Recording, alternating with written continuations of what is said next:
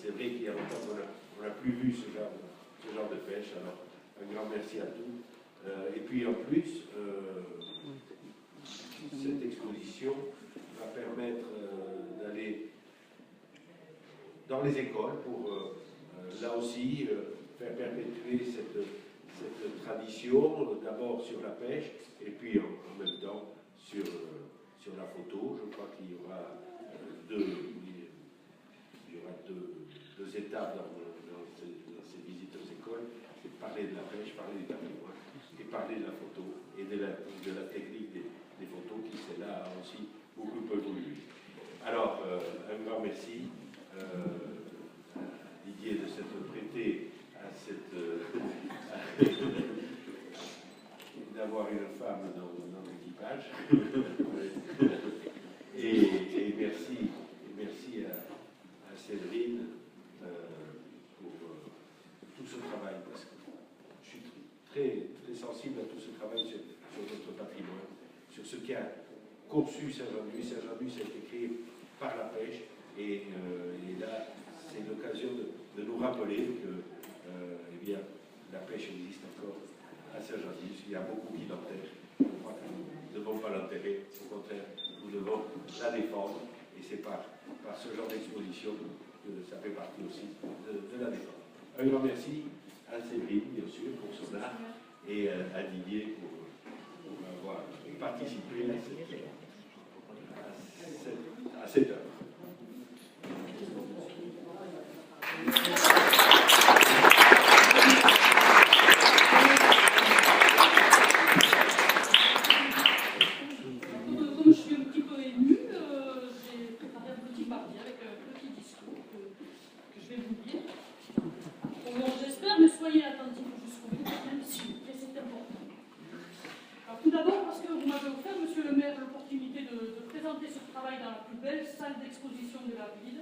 Et aussi parce que vous avez participé par votre soutien à l'élaboration de notre livre Aérocha et de mer Chachapara, publié en bilingue chez Elcar.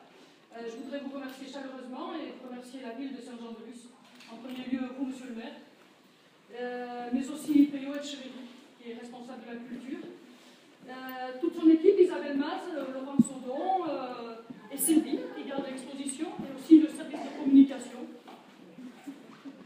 Ainsi que Gachoucha et l'Orga d'Ariens, qui est en charge du patrimoine, du développement et de la langue. La maison d'édition Elcar nous a prêté son porte-voix et nous a offert sa confiance et son soutien chaleureux et avisé. Donc merci à Elcar, à toute son équipe et surtout à Peyo Etcheverry en charge, pour son amitié bien sûr, mais surtout pour la compétence qu'il a mise à notre service en publiant ce livre. C'était un immense cadeau.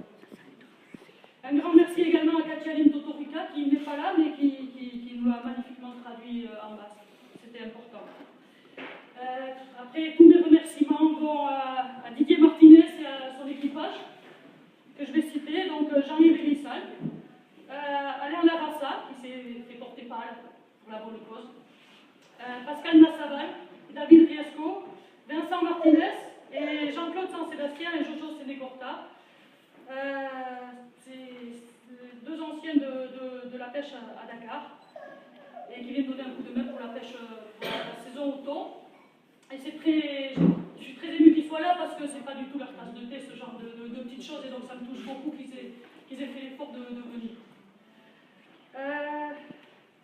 Rien n'aurait été possible s'ils ne m'avaient pas accueilli à bord avec autant de gentillesse. Et il n'est pas facile d'accueillir une photographe dans un lieu de travail aussi confiné que peut l'être un bateau. Ils l'ont fait à de multiples reprises durant tout l'été 2012. Leur accueil, leur générosité, leur humour, qui est quand même important, la délicatesse de leurs attentions, c'est vrai, je n'aurais jamais imaginé à ce point-là, reste pour moi une leçon de vie que je n'oublierai jamais.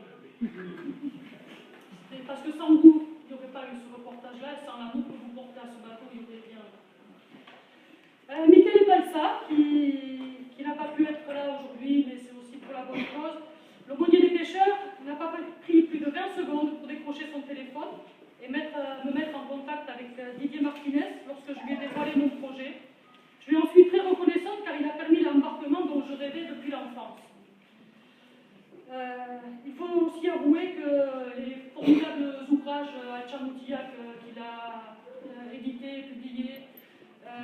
bien alimenté tous mes fantasmes sur la pêche.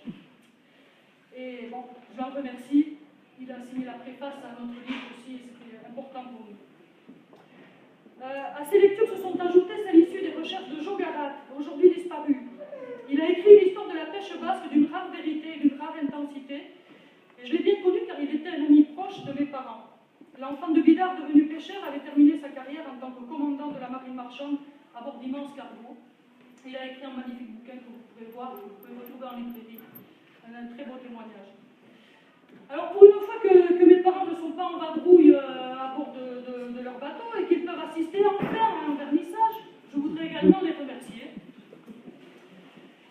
Cet amour de la mer, des bateaux et des gens de mer, je le leur dois. Depuis notre plus tendre enfance, mon frère et moi, sous peine d'être reniés, voire déshérités, nous avons été bercés par les flots, mais aussi par les histoires de marins.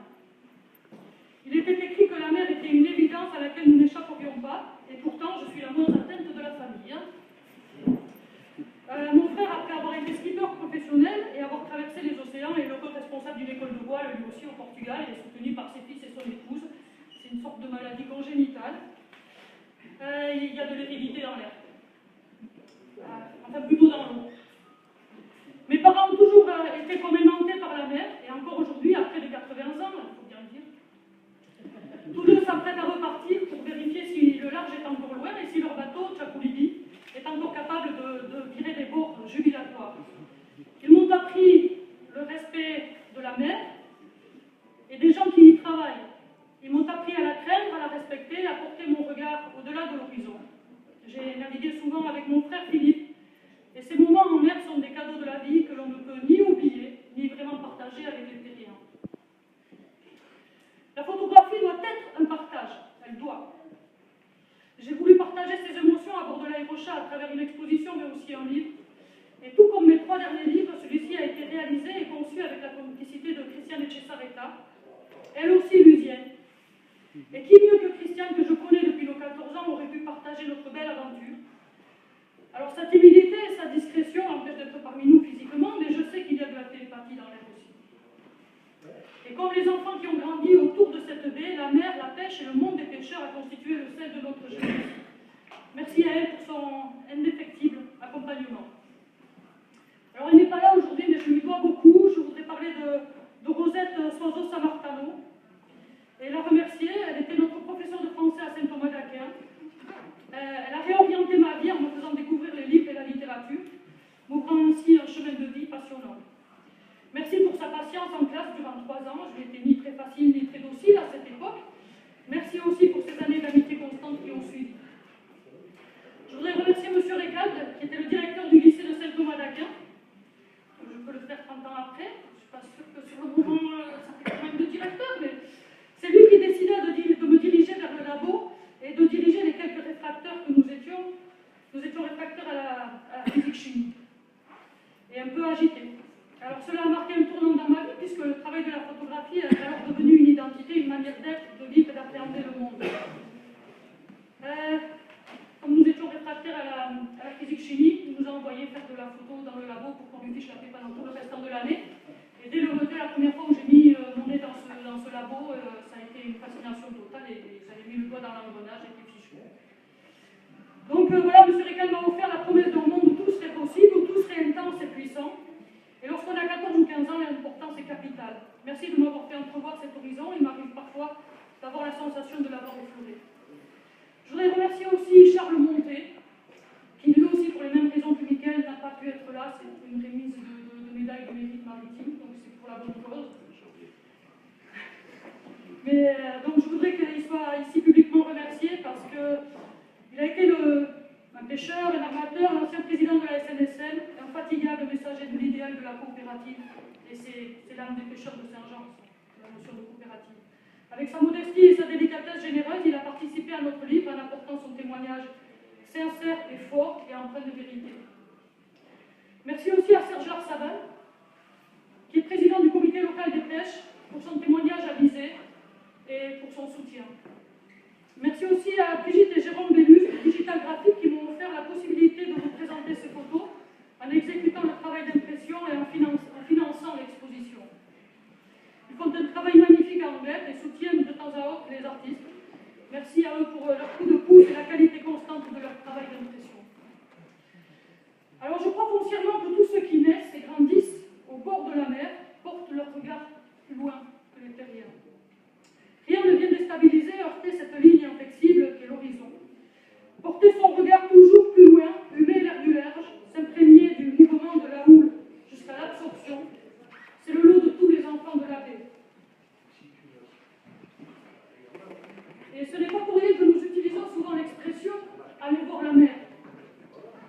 si elle risquait de s'évaporer et qu'on ne la retrouve plus un bon matin. Donc cette expression comme ça, aller voir la mer, c'est quelque chose de très typique ici. Cette contemplation, cette méditation, pourrait-on dire, constitue le sas de décompression le plus majestueux que l'on puisse imaginer. Et j'aime cette idée du poète Baudelaire, de cet homme libre qui contemple son âme dans le déroulement infini de la lame de la mer qui devient son miroir. La mer, aussi vengeresse et terrible soit-elle, ne trahit pas, ne ment pas. Alors me diriez-vous, il est facile de faire de la poésie et de se congratuler en mangeant des petits fours, alors que se décide le destin de la pêche artisanale dans les bureaux. Je voudrais vous dire qu'à l'heure où nous parlons, tous les organismes environnementaux ont vanté les résultats positifs de la politique des quotas. Ces quotas qui ont fait payer les pots cassés par d'autres à la petite pêche traditionnelle. Le thon rouge est revenu sur nos côtes et partout ailleurs. Les instances internationales ont même décidé d'augmenter les quotas et les prélèvements des navires industriels et des gros seigneurs. On aurait pu penser que l'étranglement imposé à nos petits navires traditionnels comme l'Aérochat allait se relâcher et qu'ils allaient obtenir plus de quotas. Tout comme je l'ai été, je suis sûre que vous serez étonnés d'apprendre que finalement, alors que le thon est revenu, que les quotas de tout le monde ont augmenté, les quotas de l'Aérochat ont baissé, ont diminué. Donc, voilà, l'année dernière, les quotas de l'Aérochat et de ses 4 compagnons du port de Saint-Jean n'ont pas augmenté, ils ont même diminué, rendant la survie économique de ces bateaux plus que fragile. Que cherche-t-on à travers ces discours vantant l'éco-responsabilité et le développement durable? Les faits le prouvent, on laisse agoniser la pêche traditionnelle. L'arrêt de la pêche à l'anchois a certes préservé les stocks en mer, mais il a aussi dynamisé les marchés à l'étranger. Donc aujourd'hui, la pêche à l'anchois est à nouveau autorisée, mais pas moyen d'écouler le fruit de son labeur à bon prix. Les marchés étrangers leur ont tout pris. Aimer la mer et les bateaux doit d'abord passer par le respect et la protection de ceux qui y travaillent. À chacun d'entre nous d'en prendre conscience, mais surtout d'agir lorsque cela est possible. Si on laisse se détériorer la petite pêche locale artisanale, si on continue d'accepter sans condition l'usage des filets, maillants, dérivants, si la pêche ne devient qu'une série de chiffres toujours en baisse, si l'on ne soutient pas notre petite pêche, elle s'éteindra et disparaîtra tout aussi rapidement que l'on a vu disparaître dans nos ports les magnifiques coques des anciens tonniers, chalutiers, sardiniers, qui se balançaient paisiblement dans le port et faisaient la fierté et l'honneur de tous les Lusiens. Donc loin de la nostalgie, je pense qu'il faut prendre conscience aussi que la pêche aujourd'hui existe et veut vivre. Et c'est elle qu'il faut défendre. Non pas que l'idée nostalgique de cette pêche d'antan, qui doit être reconnue et mise à l'honneur, bien entendu. La photographie n'a de sens que si elle touche au cœur de son public. Et je serais ravie, honorée que vous puissiez apprécier mon travail, mais je le serais encore plus si tout cela avait un sens. Et si derrière ces belles images, on pouvait entrevoir la prise de conscience que cette pêche artisanale est une des rares empreintes encore perceptibles de notre passé et de nos racines. Et si on pouvait prendre conscience aussi qu'elle est en train de nous filer entre les doigts. Parlons du destin de la pêche et des pêcheurs, ne les laissons pas se débattre seuls face aux autorités et aux dictats absurdes et injustes. Aérochat est LE dernier témoin vivant, du moins flottant, de la grande époque lusienne de la pêche. Ce sont les valeurs du Batchan,